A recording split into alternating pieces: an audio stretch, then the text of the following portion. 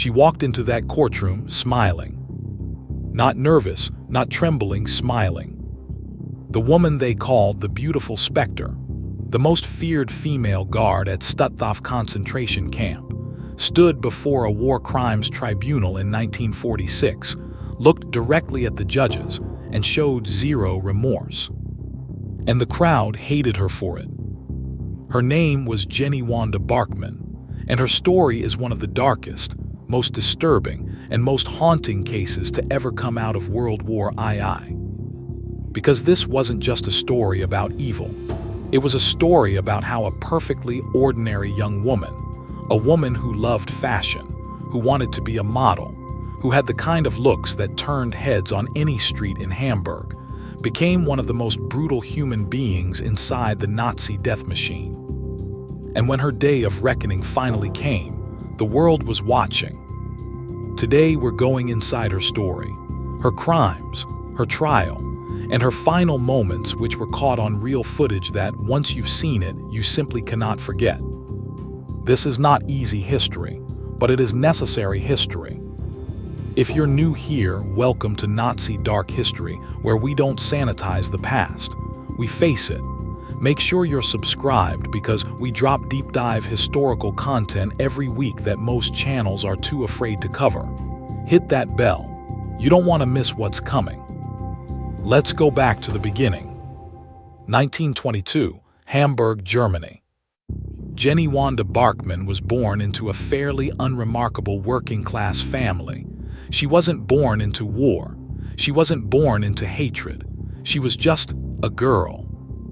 And by all early accounts, she was a striking girl. Tall, confident, with sharp features and the kind of quiet intensity that made people pay attention when she walked into a room. As a teenager, she dreamed of modeling. She wanted the glamour. She wanted more. And here's where the story gets quietly chilling, because the ambition that might have taken another woman to Paris or Berlin's fashion world. For Jenny-Wanda, it took a very different turn. By the early 1940s, Nazi Germany was running an enormous, horrifying machine, and that machine needed workers, guards, overseers, people willing to run the camps. And the Reich was recruiting women. Now, here is something most people don't know, and it genuinely changes how you understand this history. Female guards in the Nazi concentration camp system were not rare. There were thousands of them. They were called Aufseherinnen, female overseers, and they were recruited through job advertisements that read almost like normal employment listings.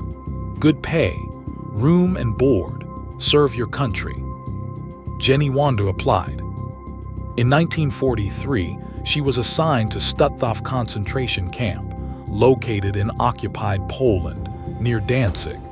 It was one of the most brutal camps in the entire Nazi network. Over 65,000 people would die there. And Jenny-Wanda Barkmann didn't just work there. She thrived there. What happened inside those walls, and what made Barkmann different from every other guard, is something the survivors never forgot. And some of them would get the chance to say it directly to her face. Most guards at Stutthof followed orders. Jenny-Wanda Barkmann went further than orders. That distinction, that small, terrifying gap between doing what you're told and enjoying what you do, is exactly what made survivors remember her name decades later. Not just her face, her name. Inside Stutthof, Barkmann's role was to supervise female prisoners, women who were starving, women who were sick, women who had already lost everything, their homes, their families, their dignity. And Barkmann, by multiple survivor testimonies, treated this power like a personal gift. She was described as unpredictable, which in a concentration camp is one of the most terrifying things a guard can be, because unpredictability means no rules, no pattern to survive by. You could do everything right and still be chosen. Survivors testified that she would select prisoners randomly, not for work details, not for punishment that had any logic behind it, but seemingly for sport. She would send women to the gas chambers on a whim. She was reported to have physically beaten prisoners with a brutality that shocked even other guards. And through all of it, she smiled. That smile, witness after witness mentioned it, the almost pleasant expression she wore while doing the most monstrous things, like she was enjoying an afternoon walk, not deciding who lived and who died before lunch. Here's the psychological layer that historians find deeply unsettling about Barkmann's case specifically. She wasn't ideologically obsessed in the ranting, foaming at the mouth way people imagine Nazis to be. She didn't appear driven by deep political conviction or theological hatred. What the evidence suggests, and what makes her more disturbing, not less, is that she was driven by something far more ordinary. Power. For the first time in her life, Jenny-Wanda Barkmann had complete, unchecked, absolute power over other human beings, and she loved it. A young woman who once wanted to be seen, to be admired, to matter, had found a way to matter, the most horrifying way imaginable. By 1945, the war was collapsing. The Soviets were advancing. The Nazis began evacuating camps, forcing prisoners on brutal death marches through the freezing Polish winter. Stutthof was no different. Thousands of prisoners who had somehow survived the camp died on those marches, shot, frozen, starved within miles of potential liberation. And where was Barkmann? She ran. Like so many perpetrators at the end of the war, she shed her uniform, blended into the chaos of a collapsing nation, and tried to disappear into ordinary life. But here's what she didn't count on. The survivors remembered her face. She was captured in 1945, and in 1946, she was brought before the Gdansk War Crimes Tribunal in Poland, one of the most significant Nazi war crimes trials happening outside of Nuremberg at the exact same time. The courtroom was packed, and when Jenny-Wanda Barkmann walked in, she was still beautiful, still composed, still somehow smiling. The prosecution called survivor after survivor to the stand, women who had been in that camp, women who had watched their friends selected and sent to die, women who had felt Barkmann's cruelty firsthand and had carried that weight for years. And now they were looking directly at her. One survivor, trembling on the stand, pointed across the courtroom and said words that silenced every person in that room. "She sent my sister away. She was laughing." Barkmann sat and listened, and showed almost nothing. But here's the moment that changed the entire atmosphere of that trial. The moment that turned the court, and the crowd outside from cold legal proceedings into something far more electric. When it was Barkmann's turn to speak in her own defense, she didn't beg. She didn't weep. She stood up, looked at the judges, and essentially said, "Life is fleeting. We all have to die sometime." The courtroom erupted. That single statement, casual, almost philosophical, spoken by a woman on trial for mass murder, sealed something in that courtroom. The verdict was coming, and so was something the world had never quite seen before. What happened next was caught on camera. Some moments in history feel like the world holding its breath. July 4th, 1946, Gdansk, Poland. The courtroom was so packed that people were standing in the hallways, pressed against the walls, craning their necks just to see. Outside the building, crowds had gathered in the streets. Word had spread. The verdict was coming today. And everyone wanted to watch. The judges entered. The room went silent in that specific way that only happens when something truly consequential is about to occur. Not the polite silence of a library, the suffocating silence of a moment that knows it's being written into history. Jenny-Wanda Barkmann stood, and the chief judge read the verdict. Guilty. On all counts, war crimes, crimes against humanity, direct responsibility for the deaths of prisoners at Stutthof concentration camp. The sentence: death by hanging. The crowd outside heard the verdict before most people inside the courtroom did, and the reaction was immediate, raw, unfiltered.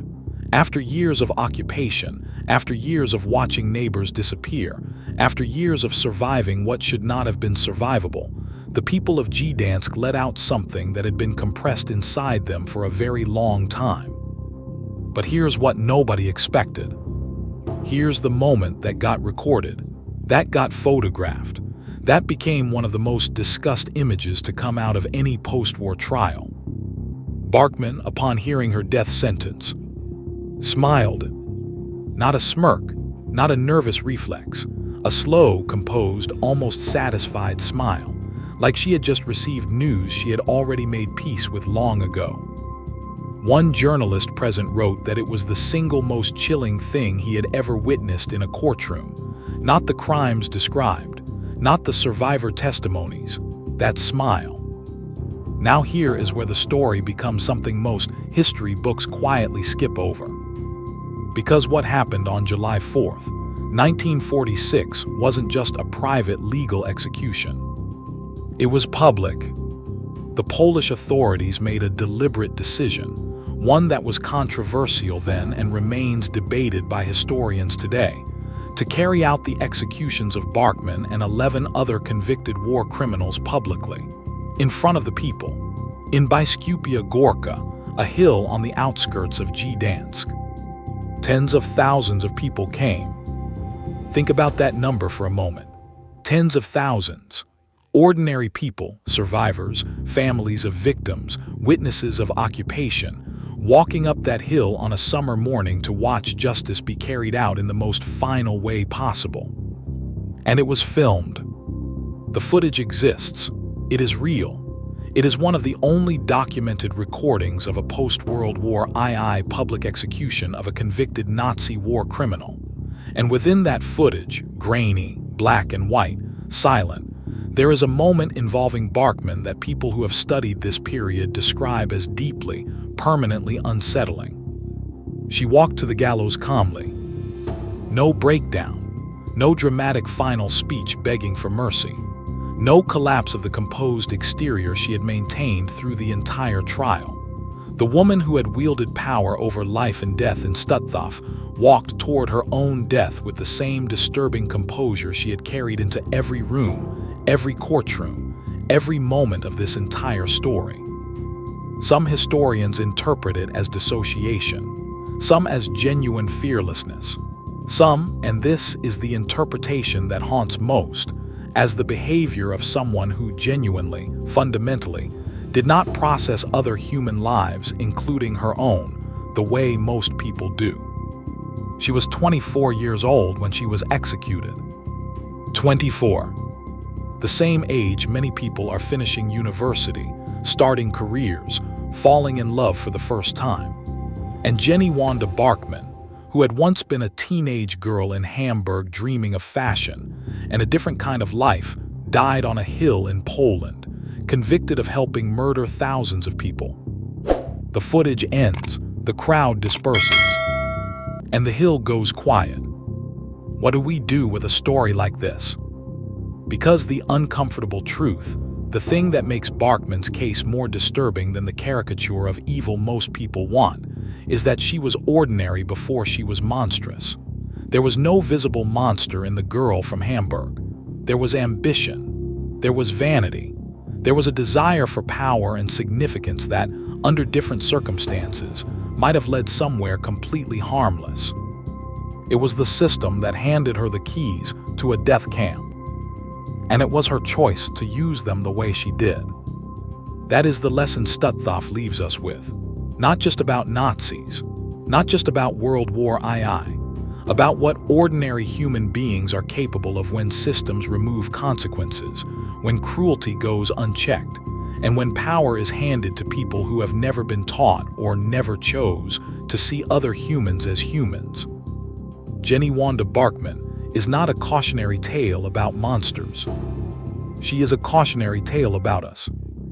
If this video made you think, even uncomfortably, then it did exactly what history is supposed to do. Don't look away from stories like this. Study them. Because the moment we decide history is too dark to face, we lose the only weapon we have against repeating it.